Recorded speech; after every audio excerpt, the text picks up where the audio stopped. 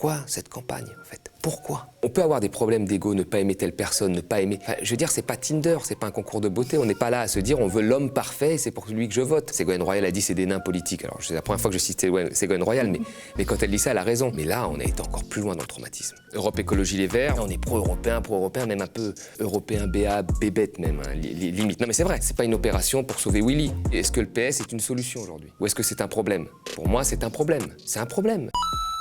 Bonjour à toutes et tous, on se retrouve pour un nouvel épisode de l'Instant Porcher que je présente exceptionnellement. On souhaite de belles vacances à Anaël et on aurait aimé prendre quelques jours de repos pour digérer les résultats du premier tour. Mais après la déception, l'heure est désormais au bilan.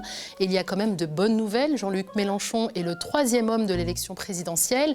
Avec 21,9% des voix, le candidat de la France Insoumise était loin et en même temps si proche du second tour. Moins de 400 000 voix, soit 200 000 de moins qu'en 2017. Avec ce score, Jean-Luc Mélenchon s'installe un peu plus en première force à gauche. Ses idées politiques sont debout. Le leader de la France Insoumise a fait un carton plein dans les grandes villes de l'Hexagone, dans les quartiers populaires et les territoires ultramarins. C'est du succès de Jean-Luc Mélenchon dont nous parlerons avec Thomas Porcher. Un succès qui aurait pu être une victoire si la gauche n'était pas aussi fracturée.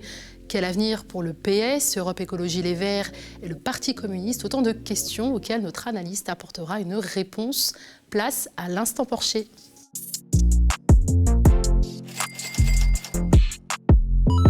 Il a fait mieux qu'en 2017, arrivé en troisième position au premier tour de l'élection présidentielle cette fois. Il était quatrième il y a 5 ans. Jean-Luc Mélenchon est aussi parvenu à améliorer son score avec 21,95% des suffrages, selon les résultats définitifs. Contre 19,58 en 2017, le candidat de l'Union populaire a gagné 2,4 points en 5 ans. Une hausse qui s'explique par de bons scores dans les grandes agglomérations de l'Hexagone et dans les départements d'outre-mer. Avec environ 2500 voix d'écart, Jean-Luc Mélenchon crée la surprise et arrive très largement en tête en Île-de-France, au coude à coude avec Emmanuel Macron, qui s'impose à Paris en s'adjugeant 13 arrondissements sur 20, dont les beaux quartiers historiquement à droite. Dans les quartiers populaires du département comme Trappes ou Mantes-la-Jolie, Mélenchon l'emporte largement. La Seine-Saint-Denis, département populaire de la banlieue nord-est de Paris, est remportée largement par Jean-Luc Mélenchon avec 49,09%. Avec des scores impressionnants à Bobigny, 60,14%, ou à Saint-Denis, 61,13%. Le taux d'abstention est le plus haut de la région parisienne avec 30,21%. Bonjour Thomas. Bonjour Nadia. Comment vas-tu? Tout va bien. Ça va? Ouais, c'est un peu difficile, mais ça va. Question très simple, comment expliques-tu le succès de Mélenchon? Jean-Luc Mélenchon, c'est quelqu'un qui a un programme, qu'il a travaillé depuis longtemps, qui a une colonne vertébrale très solide, contrairement à d'autres parfois qui vont aller chercher le buzz là où il est, quitte à se contredire parfois à quelques semaines près. Lui, il a son programme et après il fait campagne. Et il essaye de convaincre. Bon, sur le service public, on sait ce qu'il veut. Il veut faire en sorte qu'il y ait un service public acceptable pour tous. Sur la transition écologique, il veut sortir du nucléaire, aller vers les renouvelables, sur la créolisation de la société. C'est clair, net, précis dans sa tête, et il fait campagne. Et finalement, il arrive toujours à convaincre. À la fin, il fait toujours un peu avec la même évolution. Il commence à 8, 10, puis d'un seul coup, ça s'envole. Et donc, ce qui prouve que les Français aiment quand on a une colonne vertébrale et quand on a une forme de rigueur et qu'on ne change pas, on va dire, de position tous les 4 matins en fonction des sondages. Et c'est ça qui fait la force de Mélenchon. C'est un homme de terrain qui fait campagne. Et on l'a vu à la fin, il faisait des meetings avec beaucoup de monde, etc. Je veux dire, on n'avait pas besoin des sondages pour se rendre compte que c'était un véritable succès, en réalité. Et donc c'est ça sa force, contrairement à d'autres candidats où on ne sait pas, la campagne du PC elle est complètement différente d'une autre campagne. Europe Écologie Les Verts, bon, on va en parler, mais tiraillé par deux courants internes. Le PS, c'est une véritable danseuse qui va un jour prendre des choses de Macron, un jour prendre des choses de Mélenchon. Donc il n'y a pas de colonne vertébrale. Lui, il en a une et c'est ça qui fait le succès. Ouais, d'ailleurs, à l'inverse de, par exemple, Marine Le Pen, qui a mené une campagne plutôt silencieuse. Exactement. Marine Le Pen, vous regardez le programme de 2017 et le programme de 2020, c'est complètement différent. 2017, c'est la sortie de l'euro, on s'en souvient. C'était la retraite à 60 ans. Et puis là, vous avez aujourd'hui, l'Europe, c'est super. La dette, c'est génial, il faut la rembourser. On est dans les critères de Maastricht, tout va bien. Puis la retraite passe à 62 ans. En fait, quand on regarde sur 10 ans le programme du Front National, de l'extrême droite, ça varie tout le temps. Donc la colonne vertébrale, c'est pour ça que quand les gens disent Le Pen, c'est le pouvoir d'achat, Macron, c'est le libéralisme, c'est faux. Macron, Le Pen, c'est la même chose quasiment économiquement. C'est du libéralisme. Les pauvres resteront toujours pauvres. Il n'y a pas de différence là-dessus. Hein. Donc il ne faut pas se tromper en disant que Marine Le Pen, c'est un autre programme. C'est faux. C'est faux. Là, il y a une petite voix qui a été faite qui est une petite musique qu'on a entendue de fond, qui a notamment été mise en place par Zemmour pour dire c'est une socialiste. Dixit, c'est quelqu'un de gauche. C'est faux. Le Front National n'a jamais manifesté contre les retraites. La loi travail, ils étaient borderline. Même sur les manifestations des retraites, ils avaient du mal à dire là récemment qu'ils soutenaient. Enfin, voilà. Ce qui a réussi à Jean-Luc Mélenchon, c'est sa cohérence. D'ailleurs, Jean-Luc Mélenchon qui disait dans son discours que la lutte continuait, prochaine échéance, les législatives. Quelle stratégie, selon toi, la France insoumise devrait adopter à ces législatives? Je pense qu'il y a une vraie question. Parce qu'en fait, il y a beaucoup de gens là qu'on fait perdre, enfin qui ont été co-responsables, on va dire, de la perte de la gauche à cette élection, qui vous disent tout de suite « Ah, ben maintenant, il faut une grande alliance ». Quand on regarde sur cette campagne, il fallait une alliance au départ. Au départ, Roussel, Jadot, Hidalgo demandaient l'alliance des gauches. Souvent, sans la France insoumise, mais ils demandaient une alliance des gauches. Et ils ont même freiné la campagne, parce qu'avec la primaire populaire, on a beaucoup parlé de ces alliances. Ça a empêché un certain nombre de candidats de faire campagne. Heureusement, Jean-Luc Mélenchon lui a dit « Moi, j'en veux pas, je fais campagne ». Et puis après, quand il y a eu ce candidat, Jean-Luc Mélenchon, et si ça avait été un autre, je pense que les questions auraient été les mêmes. C'est largement démarqué des autres. Là, il fallait plus faire alliance. Au contraire, il fallait lui taper dessus. Il y a beaucoup de gens qui ont tapé sur Mélenchon, Anne Hidalgo, par exemple. Anne Hidalgo, Yannick Jadot dans les dernières vidéos, et même Roussel. Et maintenant qu'il y a législatif, il faut sauver son poste, hein, parce qu'il faut sauver son poste, hein, c'est un poste de député. Donc là, il faut refaire alliance à nouveau. Donc moi, je ne fais pas de politique, mais je me demande à un moment si ces partis-là sont le problème ou la solution. Ils ont été le problème dans l'élection présidentielle pour moi. Pourquoi ils seraient la solution pour les législatives? Et pourquoi il faudrait faire des accords? Enfin, pourquoi Jean-Luc Mélenchon devrait faire des accords? C'est une vraie question qui se pose. En 2017, il avait refusé un certain nombre d'accords. Je pense que là, moi, je serais tenté à sa place, mais je ne suis pas à sa place, hein, parce que je suis un commentateur, de faire la politique de la terre brûlée ou de faire au cas par cas pour certains. Mais là, on a bien vu quand même que la France insoumise était tellement proche du deuxième tour que ces stratégies de certains partis ont été mauvais pour la gauche. Donc, est-ce qu'il faut garder ces gens en leur donnant des postes encore pour 5 ans? Peut-être qu'il faut un renouvellement. Donc on le disait à l'instant, Anne Hidalgo, hein, vraiment, s'est un peu distinguée justement dans cette campagne, en passant son temps à taper sur Jean-Luc Mélenchon, notamment par rapport à cette guerre en Ukraine. La candidate PS a obtenu 1,74%, le plus bas score jamais atteint par un ou une socialiste dans l'élection. Thomas, comment expliques-tu que le PS ait fait un score aussi faible? Le PS a eu beaucoup de contradictions ces dernières années. Enfin, il ne faut jamais oublier que Hollande a fait une politique sur l'économie beaucoup plus à droite que Nicolas Sarkozy. Je me souviens, moi, de Villepin, à l'époque, qui avait quand même perdu l'occasion de se présenter en tant que président à cause du CPE. On se souvient du CPE, qui était une loi qui visait à flexibiliser le marché du travail pour les plus jeunes. La loi travail, c'est le CPE en XXL. La loi de Mme El Khomri, c'est ça. Et c'est Hollande qui l'a passé. C'est Hollande qui a baissé les dotations aux collectivités locales, qui font que des villes, parmi les plus pauvres, ont moins de dotations de l'État pour le périscolaire, pour la petite enfance, pour le loisir et pour la culture. Politique de droite, quoi. Voilà, politique de droite qui n'avait pas été faite depuis la Seconde Guerre mondiale. Donc là, le PS, je veux dire, a du mal avec cet héritage. Alors il y a beaucoup de gens qui font comme si ça n'existait pas et qui vous disent le social, l'écologique. C'est très simple de le dire, mais dans les faits, ils ont fait une politique de droite. Et puis ils ont mis Macron sur orbite, qui a poursuivi, en allant encore plus loin, cette politique en jouant le fait qu'il était aussi un peu de gauche quand même sur quelques points. Et puis certains se sont interrogés en disant est-ce que Macron est de gauche? On se pose cette... Donc le PS a un héritage quand même très difficile, très très difficile. Et là on voit que Hidalgo, qui quand même était une des premières à critiquer Macron à l'époque et même à critiquer le gouvernement de Hollande, a voulu faire campagne. Et puis très vite, comme ça ne marchait pas, a rappelé les vieux du PS, Hollande, qui a dû dire qu'il la soutenait, d'autres. Et au final, ça ne marchait pas. Donc qu'est-ce qu'il reste à faire? Quand ton programme est c'est le moins qu'on puisse dire, un peu vaporeux, c'est-à-dire que tu veux doubler le salaire des profs, puis en fait tu dis en fait c'est pas possible, je vais faire autre chose, et que les éléphants du PS ne t'aident pas même pas à atteindre la barre des 5%, il te reste juste à taper sur le candidat de gauche qui est le plus haut dans les sondages, et c'est ce qu'elle a fait, mais ça ne lui a pas servi. Tous ceux qui ont fait ça ont fait des scores ridicules. Oui. Ils auraient mieux fait d'avoir un programme solide et de faire campagne comme Jean-Luc Mélenchon.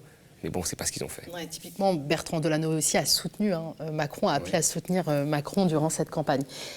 Alors, est-ce que selon toi, le Parti socialiste a une responsabilité dans la défaite de Jean-Luc Mélenchon ? Là, je pense pas, parce qu'il était tellement faible. Je pense que les gens ont bien fait la part des choses. Je pense que après, la question sur les législatives, sur d'autres élections, là, on peut en discuter. Mais je veux dire, la place que peut avoir le PS et qui peut empêcher certains d'une gauche un peu plus forte, notamment de la France insoumise, d'avoir des postes. Là, le PS, parfois, peut être un peu embêtant. Mais sur cette présidentielle, je ne pense pas. Je pense que là, les 1, et quelques pourcents qui ont voté, les 2%, pardon, qui ont voté pour Hidalgo. 1,74 %. Voilà, même pas le prix d'un ticket de métro, c'est ce qu'on pouvait lire un peu sur les réseaux sociaux. Donc les derniers, je pense que les autres ont été déjà chez Macron ou une partie chez Europe Écologie Les Verts et chez Mélenchon. Là, je pense que c'est pas elle qui a empêché l'élection de Mélenchon. Peut-être que, via les critiques qu'elle a fait, voilà, il y a un certain nombre de gens qui hésitaient, qui auraient pu mettre leur bulletin, qui ont fait avec la Russie, etc., l'Ukraine, je ne vais pas le mettre, mais je pense que ça n'a pas été elle le premier frein. On a parlé aussi donc, de ces alliances, l'opportunité de cesser pour la France insoumise des alliances avec les partis de gauche. Est-ce que, en tout cas, la France insoumise doit cesser une alliance avec le Parti socialiste, typiquement ? Moi, c'est vraiment là, c'est un peu ce qu'on dit. Moi, en tant que commentateur, je regarde, je me dis, est-ce que le PS est une solution aujourd'hui ? Ou est-ce que c'est un problème ? Pour moi, c'est un problème. Il a un héritage catastrophique. C'est un problème, c'est tout. Donc, c'est pas une opération pour sauver Willy. Vous voyez donc, c'est une opération pour moi où on doit défendre des idées, etc. Et là, il y a quelque chose quand même qui est très gênant. C'est-à-dire que quand vous voyez Olivier Faure, qui, à peine, il y a les résultats de l'élection présidentielle, pense à sa circonscription et à son poste de député et dit « Au nom de la justice sociale et écologique, il faut absolument s'allier », on sait très bien que tous ces gens, 24 heures, 48 heures, 72 heures avant, c'était pas l'urgence écologique et sociale qui primait. Sinon, ils se seraient retirés. C'était le fait de vivre une campagne, d'être présent, de ne pas tuer son parti, parce qu'il faut que le parti soit là. Et après, il faudrait aller les sauver. J'ai dit non, mais c'est vrai. Ouais, oui. Et à un moment, il faut se dire que il doit y avoir un renouvellement.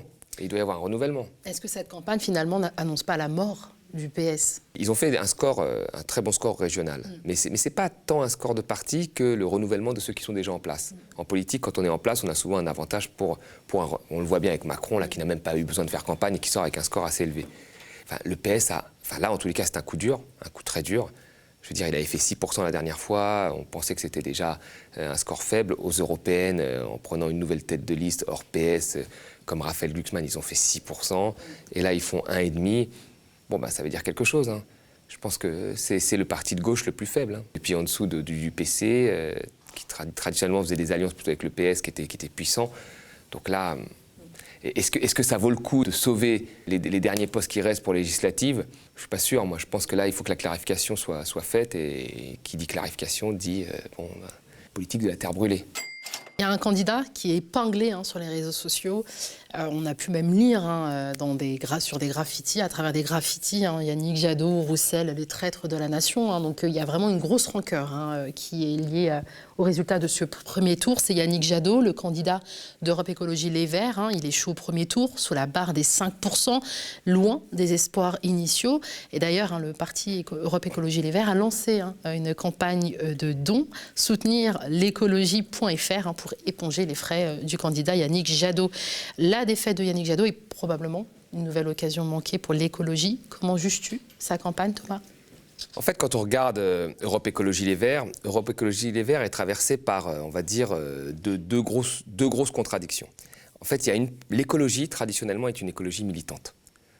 Les anti-nucléaires, les anti-pesticides, c'était des militants, avec une certaine agressivité. Quand ils sont formés ce parti-là, ils ont gardé cet ADN un peu militant sur certains points. Et puis sur d'autres points, c'est vrai que par exemple sur la question du service public, sur la question de l'Europe, là, ils étaient un petit peu limités.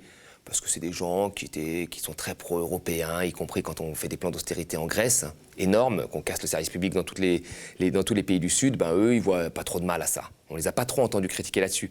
Et là, ils le disent bien, on est pro-européen, même un peu européen, bébête même, limite. Non mais c'est vrai. Mais par contre, sur la question nucléaire, pesticides, ce sont des militants. Et depuis cette campagne, sur les questions sociétales, ils sont aussi très à la pointe.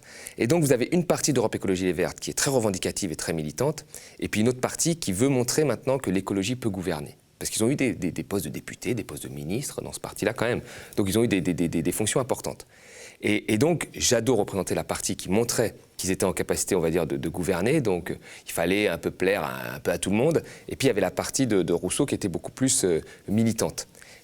Les scores ont été très serrés, hein. Et en fait, je pense que Yannick Jadot, qui a un programme dans sa tête et tout, même s'il y a des fois où il avait vraiment des points communs avec Jean-Luc Mélenchon, notamment sur le fait qu'il fallait sortir du nucléaire, aller sur les renouvelables, mais qui refusait de l'admettre. Je pense que c'était une erreur, parce que là, ils étaient d'accord. Ils étaient les deux derniers à être d'accord, parce que Roussel était pro-nucléaire, etc. Mais il a fait une campagne vraiment en se disant, bon, il faut que je montre que je peux gouverner, et il a effacé, je pense, toute la partie en fait militante d'Europe Écologie Les Verts. Elle a voulu construire son leadership. Voilà, son leadership. Il avait quand même un programme qui paraissait quand même assez clair dans sa tête, de ce qu'il nous disait. Alors, il essayait trop parfois, moi je trouve, sur des questions où il pouvait avoir des atomes crochus avec la LFI de se distinguer, mais globalement c'était clair. Mais il a voulu jouer la carte de je suis en mesure de gouverner, je suis l'écologie de gouvernement, et ça n'a pas pris. Ça n'a pas pris. Donc, ce qui prouve que dans l'écologie, et c'est pour ça que quand on voit les jeunes en fait, qui manifestent pour le climat, c'est des jeunes qui sont très revendicatifs. C'est pas des jeunes, donc il va falloir, c'est normalement quelque chose qui aurait dû profiter à Europe Écologie Les Verts, toutes ces manifestations, mais c'est des gens très revendicatifs.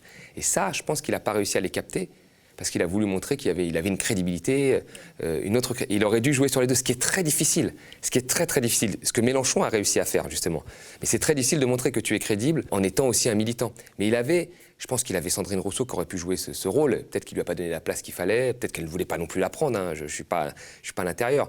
Mais il n'a pas réussi en tous les cas à combiner ces deux partis qui font en fait le parti Europe Écologie Les Verts. Je pense qu'une grosse partie des gens qui votent l'écologie et qui étaient dans ces marches climat ont rejoint Mélenchon déjà. Donc je pense que là, à 4%, Jadot, il a fait quand même 13% européennes. Je pense qu'il aurait fait peut-être un peu plus. Il y a une grosse partie déjà, la plus radicale, qui avait rejoint Jean-Luc Mélenchon. Après, encore une fois, c'est comme il a beaucoup tapé avec la question notamment de l'Ukraine, de la Russie, il a beaucoup été sur ces problématiques-là vers la fin, plutôt que de rester sur l'écologie, il a beaucoup tapé sur Mélenchon. Peut-être qu'il y a une partie, en fait, encore une fois, de la zone grise, qui n'était pas déjà partie de la zone grise, qui aurait pu, s'il y avait une alliance ou un appel à voter, aurait pu voter pour la LFI. Et comme ça se joue à très peu de voix cette fois-ci, je veux dire, toutes les petits milliers de voix, mais c'est très peu à l'échelle de la France. Là, il y aurait peut-être eu une zone grise à prendre encore un petit peu quelques voix, parce qu'il y a beaucoup de gens d'Europe Écologie Les Verts qui se retrouvent dans les combats quand il faut être contre les traités de libre-échange. On voit, là, ils se retrouvent contre le TAFTA, le CETA, ils se retrouvent pour la transition énergétique, sur plein de combats, ils se retrouvent et ils se connaissent. Quelqu'un comme Julien Bayou, on l'a vu avec Clémentine Autain quand ils ont fait l'alliance, ils se connaissent bien. Plusieurs fois, il a toujours discuté avec les gens de la LFI. Donc, il y a une partie comme ça d'Europe Écologie Les Verts qui est sur des combats communs avec LFI et donc qui aurait pu, je pense, s'il y avait eu un retrait, voter facilement pour Mélenchon. Oui, puisque la France Insoumise, aujourd'hui, défend clairement le programme d'Écologie Les Verts. Alors se pose la question de l'avenir de ce parti-là. Quel avenir pour Europe Écologie Les Verts ? Il faut des appels aux dons. Mais c'est vrai que c'est un peu compliqué parce qu'ils ont fait en dessous de 5%. Alors ils ont fait des bons scores aux européennes, mais ils ont pris quand même des villes. Je pense que là, il y a une greffe d'une partie, en tous les cas, d'Europe Écologie Les Verts qui serait possible avec la France Insoumise. Donc il faut voir comment ça va se passer.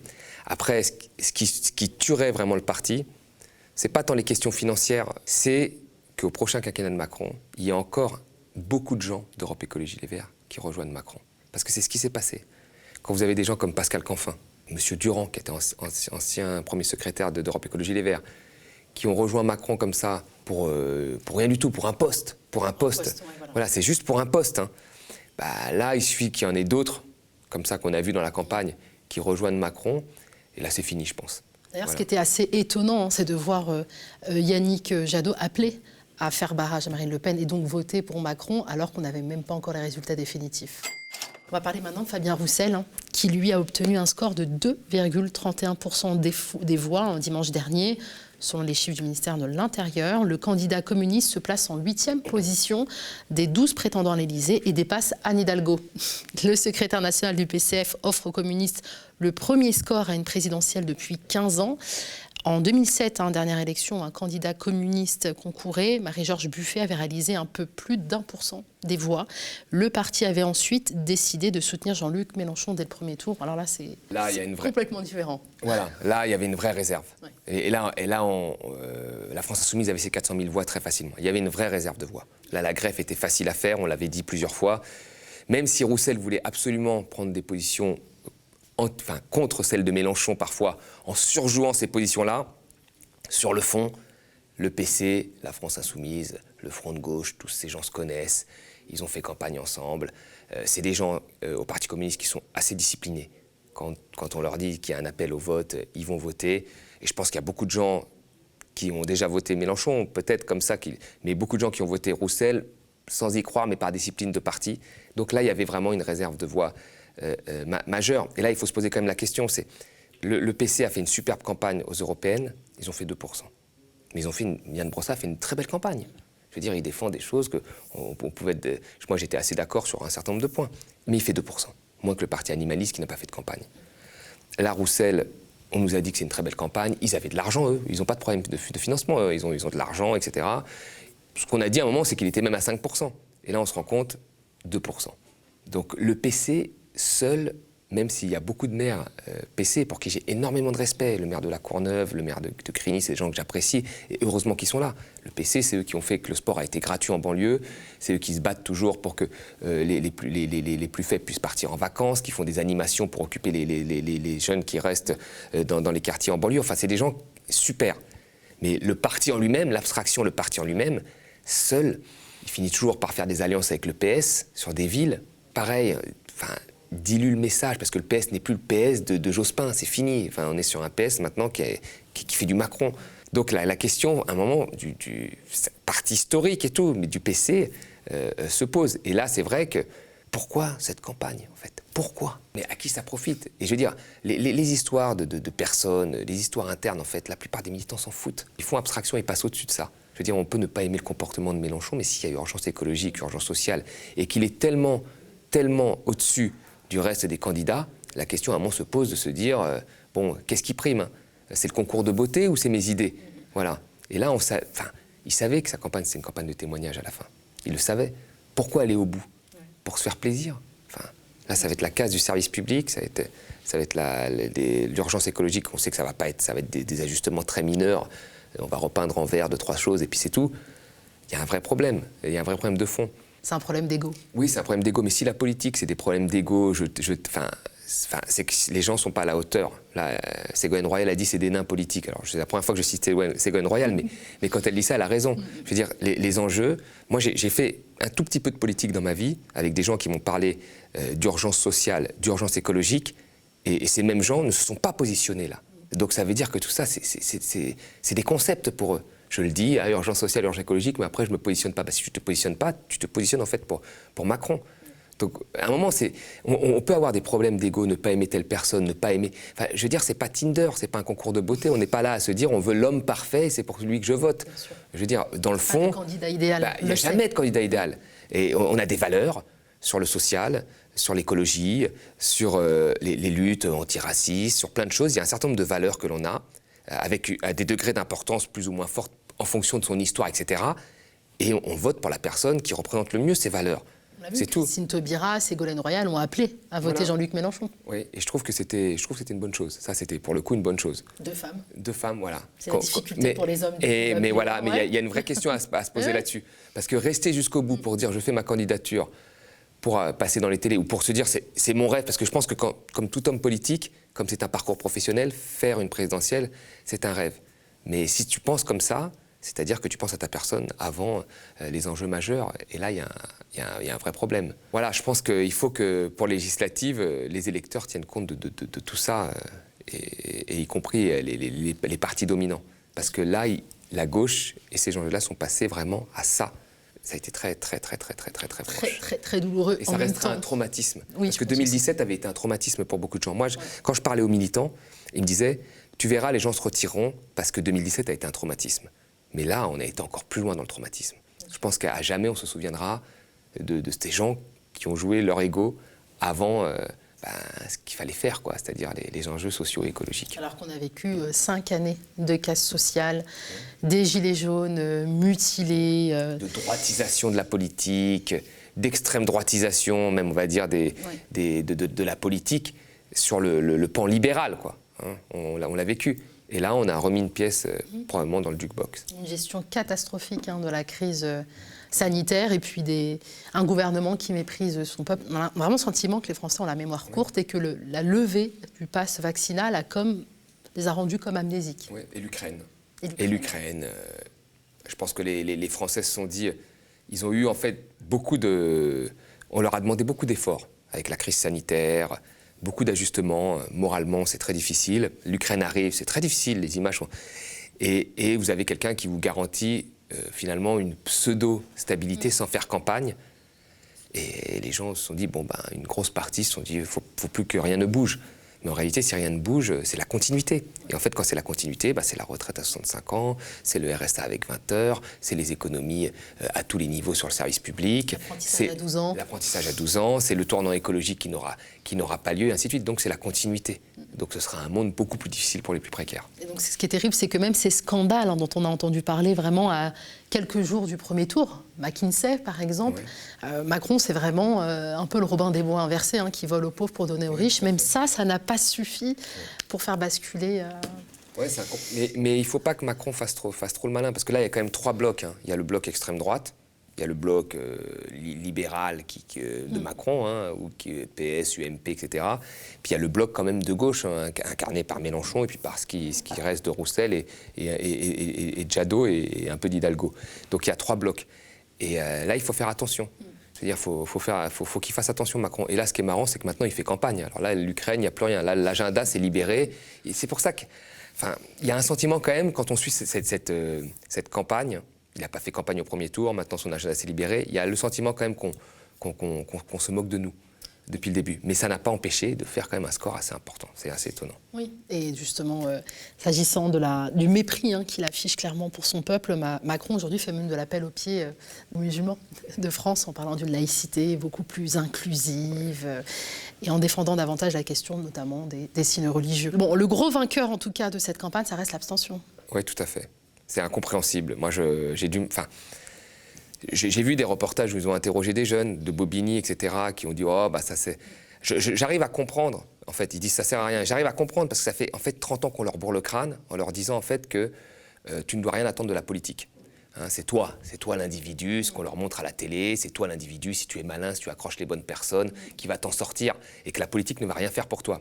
Et puis ces gens-là vivent dans des endroits où la présence de l'État disparaît d'année en année, et ils ont compris qu'ils étaient livrés à eux-mêmes. Donc c'est très difficile de les mobiliser, ils se disent rien ne va changer. On a vu Sarko, Hollande, Macron, ça n'a pas changé. Il y a eu des alternatives soi-disant politiques sans alternatives économiques. En même temps, quand même, si on ne va pas... c'est le moment quand tu votes où tu as le même pouvoir finalement qu'un milliardaire en fait. Tu as la même voix qu'un milliardaire. C'est peut-être un des rares moments où tu as ça. Et que les riches savent se mobiliser. Ils savent se mobiliser. On a bien vu comme ils sont passés de Fillon à Macron très rapidement. Ils savent où sont leurs intérêts. Ils sont minoritaires et ils savent où sont leurs intérêts. La plupart des gens sont majoritaires. Il y a une partie qui n'est pas claire, qui ne sait pas où sont ses intérêts. Soit parce qu'il ne lit pas les programmes, soit parce qu'il est intoxiqué par ce qu'il voit à la télé, soit parce qu'on leur promet des choses, ou on leur dit des choses qui ne sont pas vraies, comme c'est le cas de l'extrême droite, ou soit parce qu'ils ont lâché prise et ils ne croient plus à la politique, ils pensent que c'est l'individu qui va tout changer. Et ça, il y a un gros réinvestissement à faire dans les quartiers populaires et d'éducation populaire qui a quand même été fait à cette campagne, puisqu'on voit des scores assez impressionnants en Seine-Saint-Denis, tu l'as rappelé, et ailleurs. On a commencé avec Jean-Luc Mélenchon, on va terminer avec le leader de la France insoumise, qui a fait plutôt un beau discours, qui sonnait comme un discours d'adieu. Tu as peut-être quelque chose à en dire, Thomas ? Non, j'ai trouvé... On se souvient de Mélenchon en 2017, où il y avait eu toute une controverse sur le fait qu'il n'avait pas appelé clairement à faire barrage à l'extrême droite. Certains avaient dit qu'il avait été mauvais perdant, etc. Il n'avait pas reconnu tout de suite son score. Il y avait eu tout ça. Et là, en fait, il a fait un discours vraiment... qui restera, je pense, dans les annales. C'est vraiment... S'il prend sa retraite, c'est ce qu'on a cru comprendre. C'est vraiment le discours vraiment de la fin de 10 ans avec le Front de gauche, de 3 élections présidentielles, où chaque fois il a fait encore plus. Donc c'était un très beau discours, un discours très clair, où il a dit pas un vote en faveur de l'extrême droite, donc on ne pourra pas lui reprocher de jouer sur les deux tableaux, il a été très clair. Et non, c'était un très beau discours. Et puis j'ai bien aimé aussi ce passage de relais qu'il a fait à la jeunesse, en disant vous ferez mieux que moi, etc. Bon, c'était assez émouvant. Je veux dire, quand quelqu'un fait campagne comme ça, qu'on aime ou qu'on n'aime pas, qu'on ait des différends, etc., quand vous avez quelqu'un qui fait une campagne de terrain comme ça, et vraiment qui arrive à imposer ses idées, parce qu'il arrive à convaincre, vraiment, il ne regarde, c'est pas quelqu'un qui regarde les sondages et qui fait du buzz, il arrive à convaincre, qui remplit des salles, des places, mais de cette manière-là, je veux dire, et qui continue à faire ses meetings, qui envoie ses lieutenants faire d'autres meetings et qui remplit des salles. Je veux dire, là, il y a beaucoup, Jadot a annulé des meetings, beaucoup de gens ont annulé des meetings, ils faisaient des meetings, il y avait très peu de personnes. Lui, il remplissait en plusieurs milliers de personnes des salles. C'est impressionnant. Donc ça fait vraiment, c'est pour ça qu'on l'appelait la tortue, c'était vraiment un chemin de croix, puis d'un seul coup ça a explosé, et puis à la fin, bon, il est proche du... Et je trouve qu'il a été très bon perdant, là, en fait. Il a été très bon perdant. C'est aussi pour ça qu'en fait, cette défaite de la gauche est difficile à digérer, en fait, encore plus pour ceux qui défendent des valeurs de gauche. Parce que là, il y a eu une superbe campagne, la LFI était très proche, et vous avez un discours de fin, voilà, qui dit, bon, bah, on a tout essayé, on est désolé. Ça va être dur, hein. Donc c'est pour ça que cette campagne va être un traumatisme. Moi, je pense que cette campagne sera un traumatisme, vraiment. Et on le voit bien, ça ne s'arrête pas sur les réseaux sociaux. Ça va être un traumatisme pour tous les militants de gauche, quel que soit leur parti. Merci Thomas Porcher. En tout cas, si le candidat a perdu, ses idées sont victorieuses. Merci à vous aussi d'avoir suivi cet instant Porcher. Il y a quelques jours, on lançait une campagne d'abonnement. Si l'on ne parvient pas à rapidement pérenniser nos finances, on risque de devoir renoncer à notre devoir d'information et de cesser toute activité. Donc nous avons besoin d'enregistrer 4000 nouveaux abonnements à hauteur de 5 € par mois ou plus pour garantir la survie du média. C'est un défi que l'on peut aisément relever ensemble. Rendez-vous sur lemediatv.fr/soutien spectateurs, abonnés, donateurs et sociaux. On vous dit à très vite.